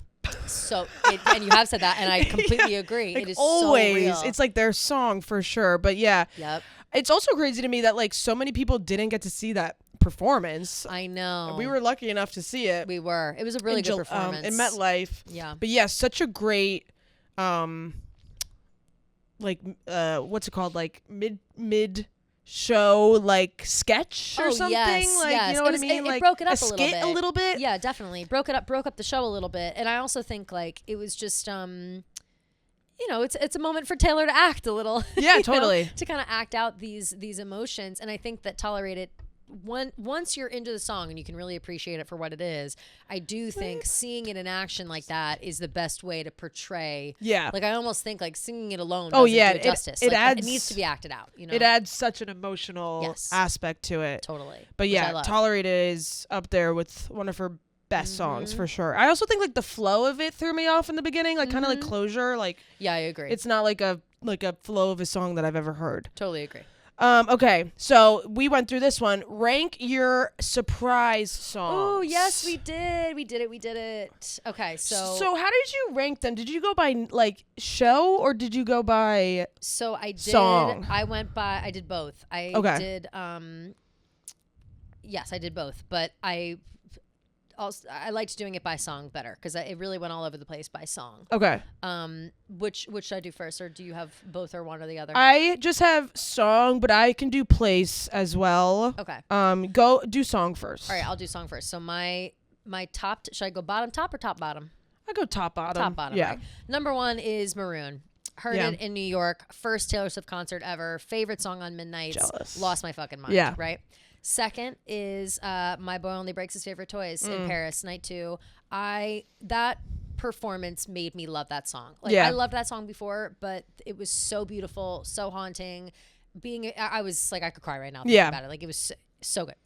Third, I have the Is It Over Now, Out of the Woods mashup. Yeah, that was good. I think because it was so exciting when that happened, because we all were saying, especially when 1989 Taylor's version came out, that Is It Over Now sounded just Yes. like Out of the Woods. So having it be mashed up, it was like, "Wah!" Yeah. You know, it was just exciting. Fourth, I have Getaway Car featuring Jack Antonoff. Of course, he was there. Same night that I Flex. caught Maroon. That's crazy. That is 4, but yeah. I know, but I just love, Yeah. I love Getaway Car and I love Jack, and that was super exciting. But Yeah. the other songs I just like more. Then I have the This Is Me Trying Daylight mashup from Night 1 Miami. And last place I have Tim McGraw Timeless mashup, also Night 1 in Miami. And I'm sad to have put that down there, but it's Timeless's fault. Yeah, it's Timeless's fault. Tim McGraw, I cried when she had Tim McGraw going. I would have loved her to just solo. Tim McGraw. Yeah, me too. Timeless is fine. It's just not one of my songs. Okay, so I would go number 1. This Is Me Trying Daylight from Good. Miami, Yes, Night 1. you loved. Yes, I yes. loved. An unexpected mashup Yes, that was so that beautiful. really sent me over the edge. Yeah, that would have been higher for me if I didn't have such a stacked top, to be honest. Right. Yeah. Then number 2, I would say This Love, which I got Philly Night 2. Number 3, I would say Holy Ground, which I Yes. got New Jersey Night 2. And then False God, which was same night. False God is so good. Yeah. And really jealous of then that. Clean, So good. which was New York Night 3. And then I would go Forever. Then I would go My Boy Only Breaks His Favorite Toys. And then I would go Forever and Always. And then I would go Is It Over Now, Out of the Woods. Yep. And then I would go Tim McGraw, Timeless. And then Welcome to New York last. Of course.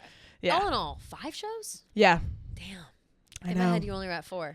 5. 5 is so nice. I know. Well, I always forget that I'm so jealous. I always forget that I went 2 nights in a row. that extra, right? Yeah. In New York, right? Yeah. Or Meadowlands? In New MetLife? Jersey, Yeah, MetLife, yeah. whatever. But yeah, I So think good. This Is Me Trying a Daylight was such an unexpected moment that really hit hard, and This Love was so beautiful.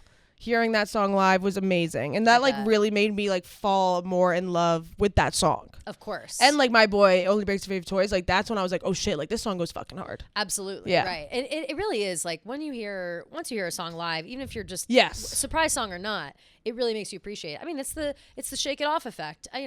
Shake It Off. I'm never putting on Shake It Off. I'm listening in my headphones, but Shake But It Off came on live, and I danced I'm my like, fucking ass yeah, off. legit. I was like, this song. You saw Prince William. Nobody danced harder than Prince William to Shake It Off. Shake It Off. Yeah, Let's Shake It Off. I'll never forget Prince No, William dancing literally. to Shake It Off. Well, that's what I was like, oh, I'll go to the bathroom during, I think it was like Shake It Off or something. Yeah, yeah. And I was like, I cannot go to the bathroom. No. I'm shaking it off. I tried to go to the bathroom during 22. I couldn't possibly. Yeah. I was like, I can't. How could I miss 22? I've never seen 22 live. Yeah, I've never seen it live. But I thought that was good. As far as location, honestly, that's harder. Oh, right. Because I was going to do, for me, I was in, like I want to put this order, Paris, New York, Miami, but Maroon is like the hardest thing ever. So I think I have to go New York first. Yeah. New York, Maroon, Getaway Car with Jack. I mean, that has to go first. It'd be crazy if I didn't put that first. And then Paris second for me, Miami third. I think I would go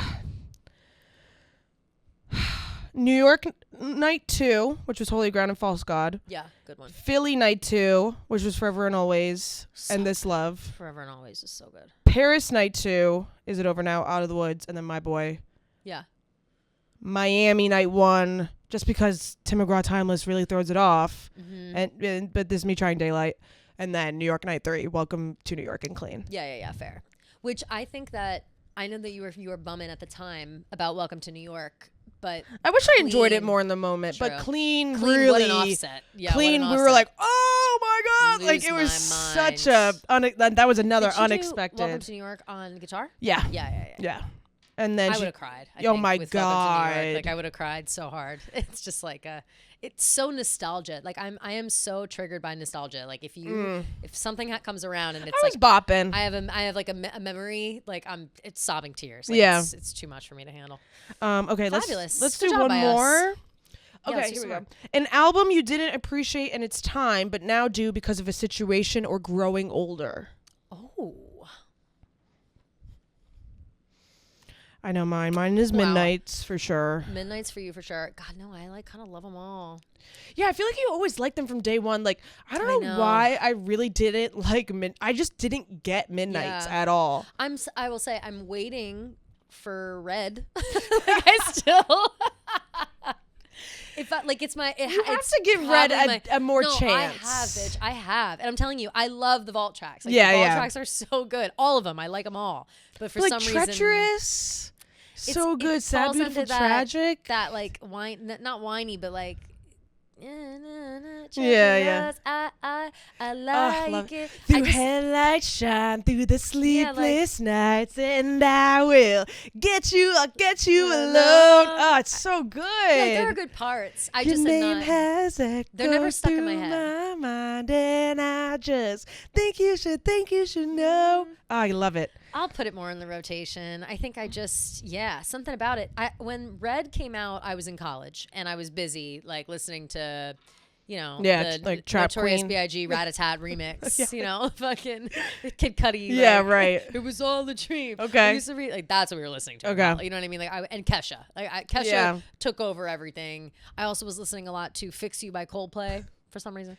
And yeah, so I really was not on my Taylor Swift grind when the Red album came out. And so I think that I missed like the moment. I also think I was a little too old. Like it's a little, I mean, that's untrue because Taylor and I are the same age. So I can never be like, I'm a little too old, but I was moved on past like like that album I could maybe tack on to the end of Fearless and be like, all right, whatever, you know, like I'm not, that's kind of how I feel about it.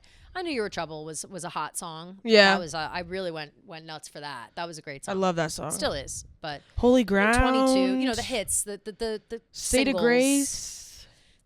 So good. Like those songs, I'll get in a real bind if someone's ever like put the lyrics. Sing up Holy of, Ground. Yeah, sing Holy Ground. Sing. I was sing standing something there from. in a brand new dress. Lord, Yeah. it cut me off. That's wrong. I word. wouldn't be able to. It'd be like First days no. on the New York Times back when you fit my poems like the perfect rhyme. Don't even know it. Well, I literally posted a TikTok when Midnights came out saying like that it sucked. No, I remember it. Yeah. I'll never let you forget it. And I said I like knew the you'd go first on it, 4 though. songs sucked, But you were, which was crazy. it was crazy. But you were not in the right space. No, I You was had just fully- come back from another concert. Yeah, I Like, just came that's- back from a Noah yeah. Khan concert. You're I was forgiven, I fully think. for some reason expecting like a third sister, like a Folklore Evermore, Yeah, or like yeah, another of that vibe, and I don't know why I was not. Why I like didn't have my pop shoes on. But you I also wasn't loved- in really a pop phase in that You time. weren't, and you loved Folklore and Evermore so much Yes. that you were hoping for more of the Yes. same, and it was not the It same. was not, and And Noah Khan is kind of more of the same. No, totally. So you were like already in that vibe, for like, sure. in that mindset for sure. when I the don't blame when you. the 3 a.m. songs came out, I was like, oh shit, okay, I like these ones more, like Great War. Yeah. I was like, okay, like I like these. Uh-huh. And then Always remember. it was like kind of when me and my ex-boyfriend were like about to break up, like in that Nice, stages of like nice. I know we're gonna break up, but like I don't Yep. know when. Yep. That's when Midnight's Mm-hmm. fucking hit. I was like, where have I been this whole time? Luckily, like Exactly. it wasn't that far apart of timing, but like yeah. It was a couple months. it was a crazy realization where I was like, I can't believe that Midnight's is up there in my top 5 for sure, maybe even top 3. Absolutely. Yeah. I mean, it really is a.